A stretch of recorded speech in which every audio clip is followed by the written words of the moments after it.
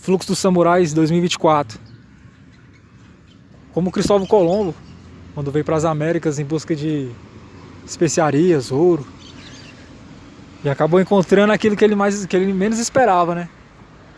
A riqueza, encontrou o paraíso, né? Quando ele descreveu ali nas cartas de 512, né? Ele escreveu ali que tinha encontrado o paraíso, tipo o projeto áureo do descobrimento, né? E aí a gente carrega isso pra nossa vida como reinista também, porque a gente procura certas coisas assim que muitas vezes entra em choque com aquilo que Deus quer, né? Principalmente nessa parte material, né? O cara procura riqueza, procura bons relacionamentos, e se a gente vai encontrar, consequentemente, né? De uma forma, às vezes, até sem estar num desespero, né? Fala aí, cara.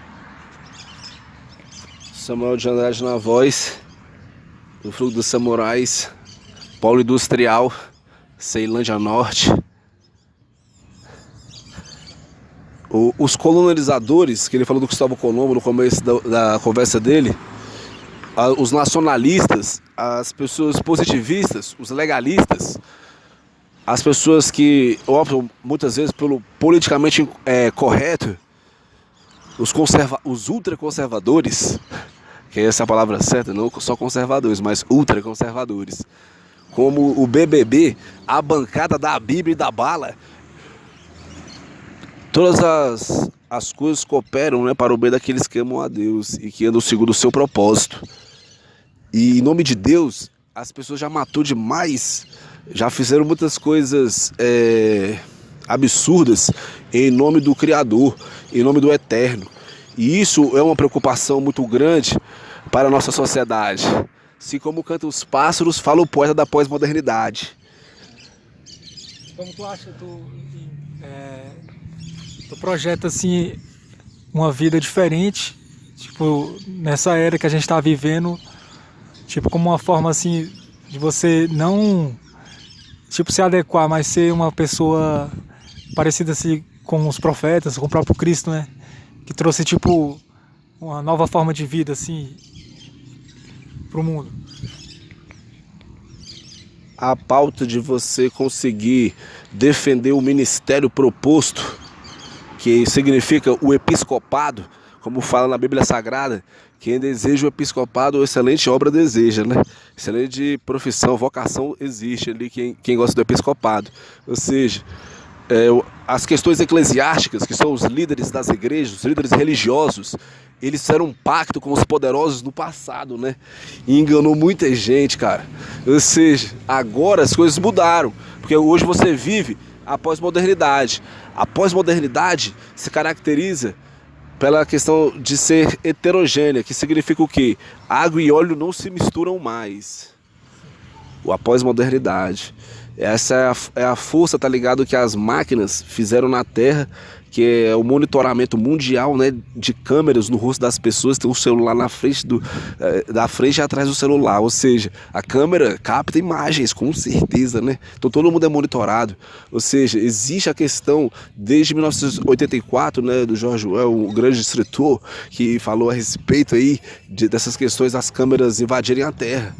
Monitoramento mundial das pessoas. Então, vir para a rua, estar perto da natureza, já é um grande desafio para muitas famílias, para muitas pessoas que não têm esse costume, né, de vir para a rua. Então, eu quero até trazer o meu irmão Francisco Renan mais vezes aqui para o Jardim do Éden, um lugar muito bom para se falar a respeito do Criador. Como filhos do Criador, nós temos o trabalho da criatividade através de palavras faladas. A ideia do profeta, a ideia do pastor, do evangelista e do mestre e do apóstolo é a ideia da folha quíntupla, que significa os 5 ministérios de Efésios na Bíblia. Assim, a ideia principal é você se tornar um ex, né? O que é ser um ex? Fora do sistema. Porque a Bíblia judaica cristã, a Bíblia Vulgata Latina, a Bíblia, ela tem uma força muito grande do que o sistema significa.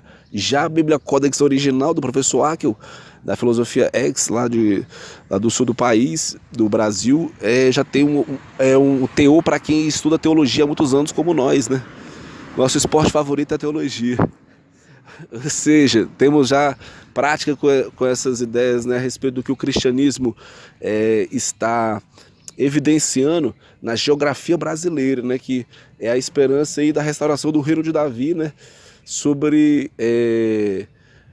a nossa virtude, né, sobre a nossa ética ali, né, sobre o que o núcleo familiar significa, né, muito daquilo do que está escrito em Salmos, Provérbios, né, Eclesiastes, Cantares, é da dinastia ali do reino de Davi, né, da Bíblia Sagrada, que teve os seus privilégios, né, sendo um reinado assim de justiça social nunca antes encontrado na Terra. Sim. E como eu acredito assim também que os lugares sempre existiram, né? E nada foi feito assim em vão, né? Então, se hoje a gente está nessa geografia aqui, que é setor QNQ, né, Ceilândia, Brasília, Distrito Federal, tem um propósito nisso também, né? Porque Deus já, quando a Bíblia fala aqui, lá em Isaías, que aquele que habitasse em Sião seria absolvido da sua iniquidade, né? Então a gente percebe que a gente é a nova Sião, né? A nova casa de Davi, né? Que vai se erguer aí. E a gente pressente isso não pela forma que a gente quer, né? Mas é porque como se fosse predestinado, né? O cara foi predestinado a ser aquilo, né? Porque o cara não nasce gostando de jogar bola. O cara não. É como se a gente fosse meio que tivesse cumprindo um destino, né? E a gente não tem essa questão assim, eu gosto disso porque passei a gostar, né? Mas é como se fosse algo que já pertencesse àquela pessoa, né? O cara gostar da espiritualidade, eu acho que tem a ver até com uma questão da ancestralidade, uma questão assim até do próprio sangue do cara também, né? Que a gente já remete a outras questões mais profundas assim do Israel, né? Do Brasil, da formação do Brasil. Eu acredito que a gente tem que cumprir esse propósito assim, porque assumir a posição do reino, pô, é tomar território. Tomar os territórios é influência, né? Tipo, poder mesmo, domínio, né? Falei. É interessante conversar sobre como o evangelho eterno ele é propagado, né, e distribuído na geografia brasileira, porque a gente tem como premissa a ideia de que o reino de Davi ele esteve no Brasil assim como o reino de Salomão, através do rei Hirão I e através do rei Hirão II, como falava a casa de Elias brasileira, nos ensinando isso há muito tempo atrás e nos dizendo a respeito de como a vida tem mais significado quando você honra o que os reis sagrados fizeram aqui também, né, no solo brasileiro. Porque o Brasil ele tem uma mistura de 3 sangues, que é judeu, o africano e o europeu, fora os indígenas, né? Porque os indígenas é o maior número de indígenas ou de tribos bárbaras do mundo, passando dos 328 tipos de índios diferentes, entendeu? De nações diferentes, tentando ser nação também. Fora o Brasil é o nome que... República Federativa do Brasil é o nome do país, mas a ideia principal a todas as tribos indígenas quer também ser uma nação, entendeu? Também ser o Brasil, ou seja, aqui é o lugar da diplomacia da paz, o Brasil, porque é o lugar onde o cristianismo ele é muito exercido. Foi feito através dos jesuítas, que chegou aqui no Brasil para construir o Brasil. Então as ordens da Igreja Católica tiveram grande influência sobre a construção do que o Brasil significa hoje. O Antônio de Vieira, que é o padre lá do Portugal, ele é um dos homens que melhor escreveu no mundo, cara. Ele viveu muito tempo aqui, ele era intransigente com os poderosos, ele amava os indígenas, amava os mais pobres e detestava os poderosos que tocavam terror com eles, né? Na época imperial, né, a escravidão era bem pior. Porque os novos escravos é o quê? o escravo ele pensa que ele tem que ter uma recompensa. E o que nós vivemos de forma assim totalmente palpável é a meritocracia. Você só tem o que merece, não tem esse negócio de recompensa. O Estado não nasceu para recompensar ninguém, ele não distribui riquezas. O Estado não, ele acumula riquezas. O Estado ele nasceu, tá ligado, para corresponder com as dinâmicas do poder, entendeu? O Estado, porque o indivíduo, ele vai sempre pautar, sempre ele vai querer, tá ligado, a vida, tá ligado, que o estadista tem, entendeu? Que é uma vida de acúmulo de riqueza, porque riqueza é acumular, prosperidade é saúde na alma. Então a saúde na alma já é mais importante. E muita gente não tem, porque às vezes procura mais o dinheiro ali, vive certas coisas materiais, mas não tem o cuidado, tá ligado, nem a vida com a questão espiritual, porque não tem domínio, sacou? Das questões espirituais, que é da consciência, que é consciencial, igual a Bíblia. A Bíblia é para estar na consciência da pessoa. Toda a Bíblia, não é para a pessoa pegar a Bíblia e botar debaixo do braço e achar que aquele ali é a espada do Senhor, não. Pô.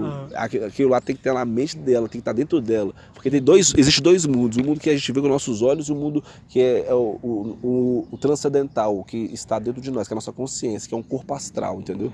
O corpo das emoções ali, da emoção que a pessoa emana. Ou seja, o mundo externo, ele engana muitas pessoas, porque ele é uma ilusão. Só que a pessoa entra em conflito tudo que existe do mundo de fora com as questões que existem dentro de nós. Então a pessoa tem que saber calcular isso. Não ficar sendo enganada por esse mundo que os olhos podem ver. Porque muitas coisas, questões invisíveis da vida, valem muito mais. E a pessoa não dá valor nessas questões mais simples. Porque ser simples também é a questão mais difícil hoje em dia. Que a arrogância, que é o excesso de orgulho, a vaidade, são várias situações que faz você ter uma outra visão de mundo, né? A visão que você carrega no seu coração é o sonho.